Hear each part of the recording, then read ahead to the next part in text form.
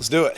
I was just coming out of the initial scrimmage, kind of what were your thoughts after that? Yeah, I thought we played with great effort and energy. Probably gave up some explosive plays that we hadn't been giving up, and didn't like that. But I thought we battled back after an early slow start, and I thought they were resilient and things like that. And then we kind of pulled back some of those older guys and played some younger guys and let them get out there and get probably the most snaps they've seen so far camp. So it's nice to see them run around too and learn from their mistakes. So playing to coach off of scrimmage one like you'd expect.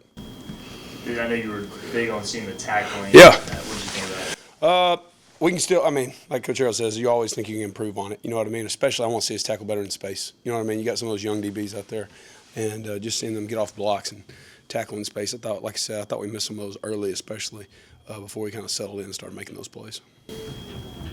For you, how much do you have to balance? You're obviously going against an experienced quarterback, yeah, good offense. So like that may be a good thing for your defense, but also having to clean up those things. Yeah, I think it's great. Caden does such a good job. It's so different. You see from him not going through the spring. Don't get me wrong, those guys were solid too, those other quarterbacks. But, there were some windows there that never got taken advantage of. You know what I mean? He just anticipates throws so well, and he runs the offense so well. It seems like they're moving so much faster with him out there. That's what I told JDB this morning. You're not doing anything new necessarily, but it's just like when Caden's out there, those guys get lined up quicker, and I'm sure that has to do with leadership and all those other things.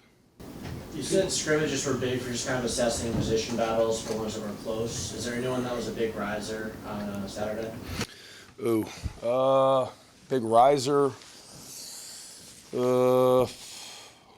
I wouldn't say so. You know what I mean? We have some position battles that are going back and forth. We have some that are solidified guys. This time of year, it's a cliche, but, you got three processes you're going through in fall campuses. First thing is you're trying to figure out who's on the bus, right? Okay, and then you got to figure out what the right seats are for them to sit in, right? And then you got to figure out the direction that bus is going, right? So I think we know who's on the bus right now. Okay, I think right now we're still figuring out, like you're saying, who's sitting in what seat, whether that be a 1 or a 2 or at this position or that position. And then once we solidify that, then you determine, okay, schematically what fits these guys best, right? Like I said in the spring, we got to have a big enough menu that fits our guys depending on who's in the game. Your defense changes year to year. You might have a strength in this room one year and a strength in that one the next year. So probably looking to solidify that this week, what you're asking about, and then we can move forward to what we want to hang our hat on. Can you update the defensive line? Who's doing well, that kind of thing? Yeah, Raheem and JD doing great on the edge out there. You know what I mean? And Zion has been very consistent at nose guard. He's a big guy, and sometimes got to push him through some of those hotter days. But him and Zay inside, have been really solidifying. As probably the two of the stronger guys. And then Justin Benton, he gets better every day. The transfer, and he. I'm really excited about him, and he's a little different than those two. He's a little dynamic, got some good pass rush moves and things like that. So those probably be the top three that stand out to me right now. How's Julian Davis doing, going from inside previously in previous years to outside? I think he's playing faster. You know what I mean? He's so athletic. He's one of the biggest, I'd say, freaks on the team. You know what I mean? Just from a size to speed ratio. So just when he can just let it loose and just go, as opposed to playing linebacker where, you're at linebacker, you're getting guys lined up. There's a lot of communication. Not that he couldn't handle it. He was good at it, but you just never saw him playing with the speed that he has that you see in these workouts and things like that. And now that, man, you see him playing at a different speed. He's got a big-time motor. He plays really hard. He can rush the passer naturally. He goes down there. He's never even done it before, and he's winning rushing the passer, just because he's a natural athlete. So really excited about Julian. And I think there can be a bunch of other roles that we can build around him where he plays, even if he's not the starter with Raheem, you could see him play just as many snaps. I was going to ask this. It feels like y'all have a decent amount of pass rushers, so not to give away any secrets, but can you envision different packages where those guys are on the field? Yeah, I do think we can rush the passer. I've made it very known to them that I think they can rush the passer and that we're gonna cut them loose. You know what I mean? I think we just got to be detailed in how we rotate guys in, or like you're saying, have packages where we got the right guys on the field at the same time. That's our job.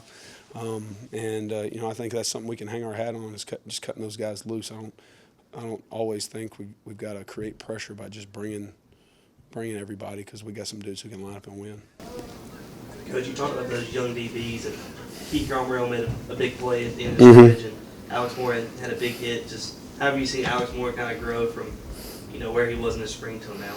Yeah, so when we moved him from corner to star, or I believe it was corner to star, might have been safety, to star right when I got here, and man, he's flourished since. You know what I mean?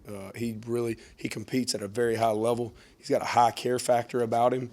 He's still growing into his body. I mean, he's getting bigger. I mean, he's a good-looking kid, and so really excited about him having a role for us, and he continues to show up. I mean, he'll probably be a 4-core special teams guy at a minimum, and he's definitely playing some solid snaps for us on defense right now.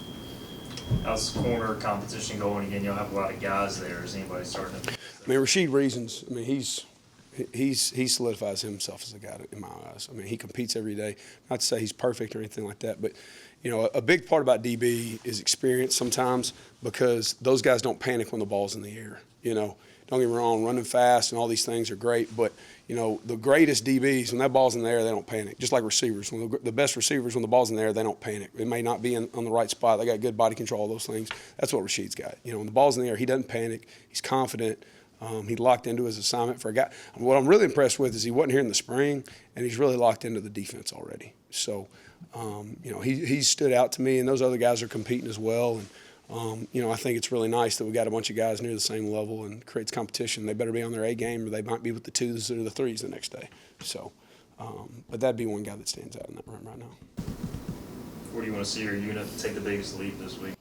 I just want to see guys stay consistent. You know what I mean? The sign of a good offense, defense side of the ball is no peaks and valleys, right? Okay, and I just want to see them be consistent, doing our job and communicating, and then probably the second part is the communication. I just want to see when you've got those guys who haven't been starters per se and all this, you want to see them communicate and lead and all that before the first game. We don't have time for them to go out there and, we got a tough 4-game stretch to start the season. We don't have time for them to go out there, get experience, and all of a sudden, okay, now I know how to do this. And you look up and, you're not feeling pretty good about what's on the scoreboard. So we've got to make sure that we're communicating right now and holding them to the fire.